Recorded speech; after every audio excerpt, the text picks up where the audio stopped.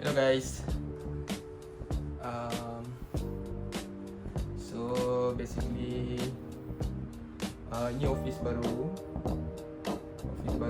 yang aku baru pindah ke Alostar.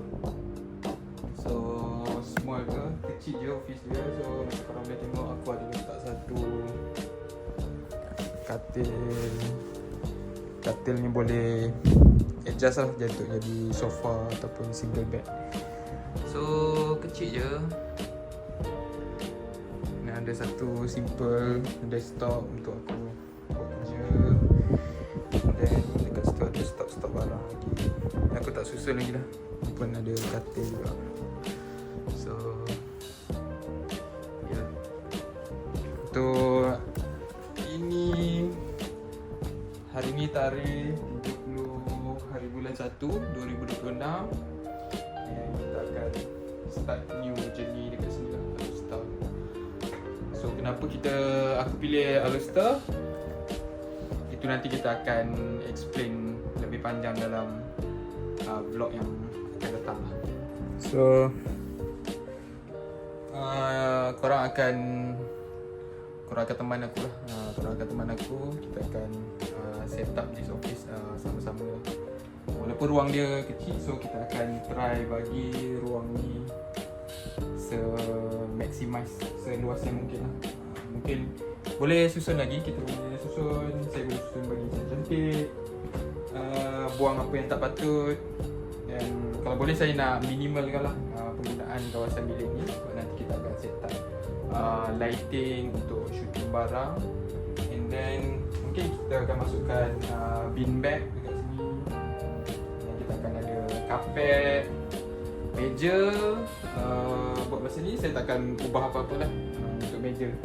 Sebab saya tak komputer pun, saya tak perlukan yang terlampau over sangat lah.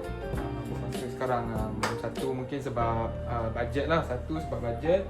And then as for now, kita akan fokus untuk buat sales dulu sebelum kita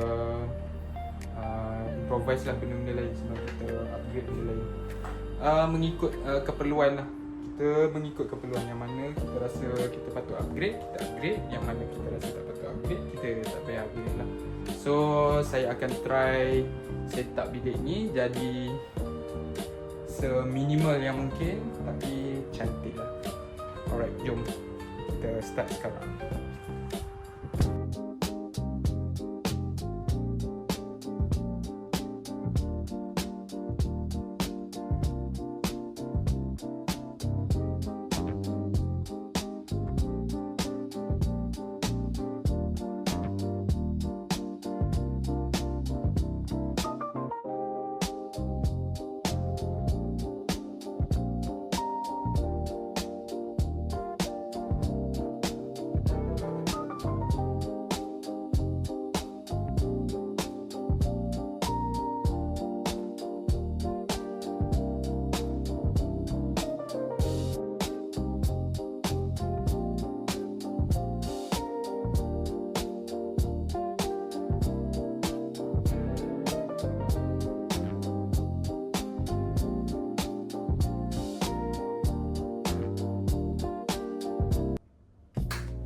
Okay, itu saja. Korang boleh tengok. Okay lah kot kan. So ni katil. Then meja. Memang sangat kecil lah tempat dia. Ruang ni sangat kecil, tapi kita akan usahakan ruang ni mungkin one day akan dapat yang lebih besar. As for now, untuk buat masa sekarang, kita akan survive dengan space yang kita ada sekarang ni lah. Okay guys, actually hari ni pun hari bekerja. So aku dah settlekan office aku. And